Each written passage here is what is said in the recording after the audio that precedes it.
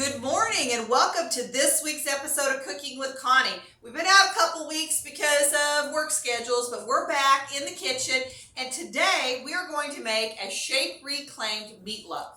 Now, for those of you who are on the Shape Reclaimed program, this one is not the one that's online anymore. This is the old one, so we're going to learn how to do this one today. And remember that the recipes will be uploaded into the comment section so you can look at the recipe and you don't have to write everything down whenever we're doing this. All right, so we're going to start off with 2 pounds of ground meat. We're using ground beef, but you can use ground turkey, you can use ground chicken.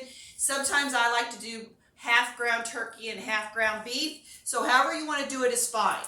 So the seasoning mix that we're going to put in this has a lot of different herbs in it. So we're going to use 4 teaspoons of ground mustard, 4 teaspoons of paprika, 2 teaspoons of Celtic sea salt, a teaspoon of ground thyme, 3 teaspoons of basil, 2 teaspoons of black pepper, 2 teaspoons of garlic powder, 2 teaspoons of onion powder. All right, and I've already got all that stuff mixed up in here. So we're just going to add it, and it's good to mix this separately so it's kind of uniform whenever you go to put it in here. So I've got 2 containers with my seasoning because that's a lot of seasonings. All right. Now I will tell you, my husband loves this meatloaf recipe, and I did modify it just a little bit because I can't do tomatoes. So I'm going to use something a little different, but it kind of teaches you how you can change it up if you need to. So we're going to maybe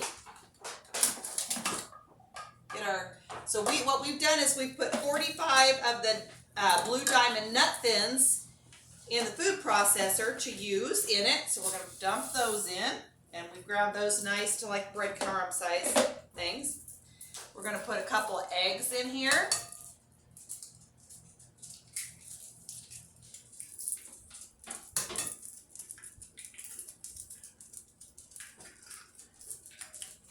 We're going to use 1/4 of a cup of chopped onions.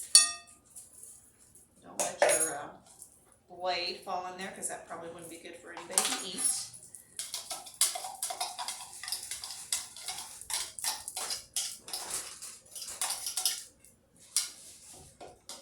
And the original recipe calls for 1.5 cups of sugar-free pasta sauce.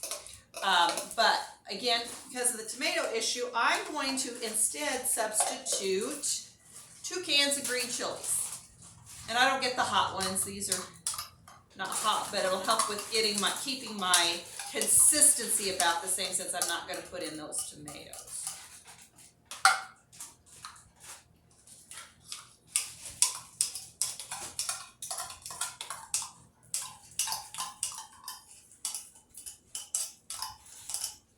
All right, so now we're just going to start mixing all this up.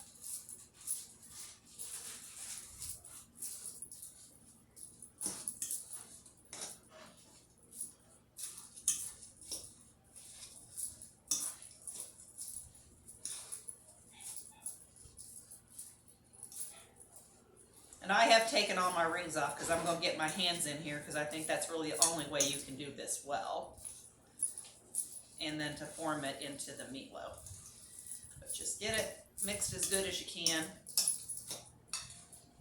And then we'll start getting our hands in there and getting it really mixed well.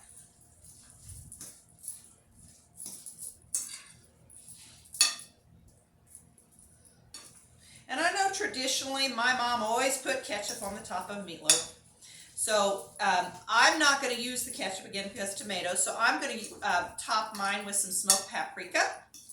But if you want to do some of the sugar-free tomato paste or tomato pasta sauce on top of it as a topping, if that's how you were raised, that is more than acceptable to do that with this. All right. While we're doing this, we do have our oven set for 350 degrees, so it's preheating. All right, now I'm going to get my hands in there good and kind of get it all mixed up.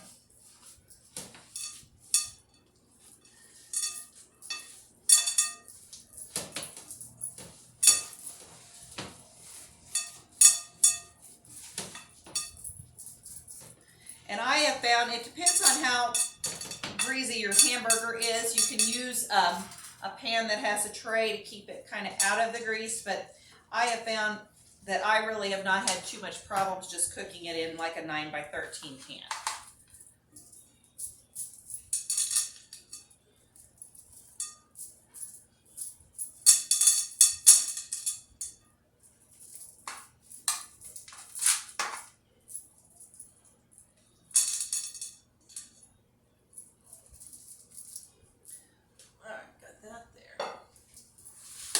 Now I'm going to work on getting my meatloaf in shape. I try to keep it kind of in a rectangular mounded area. Try to push it all together. That way it'll hold together better whenever you go to slice it.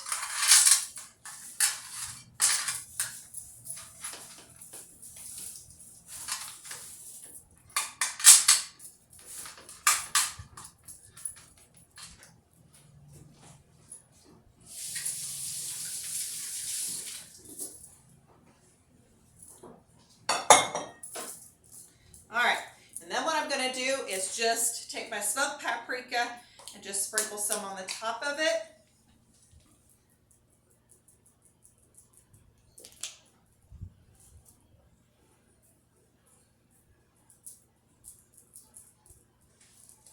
All right, so here we go. This is what our meatloaf's going to look like going in. We're going to put it in the oven. It'll probably bake for about an hour, but we'll let you know when we get done how long it took. All right, so we'll see you in a little bit.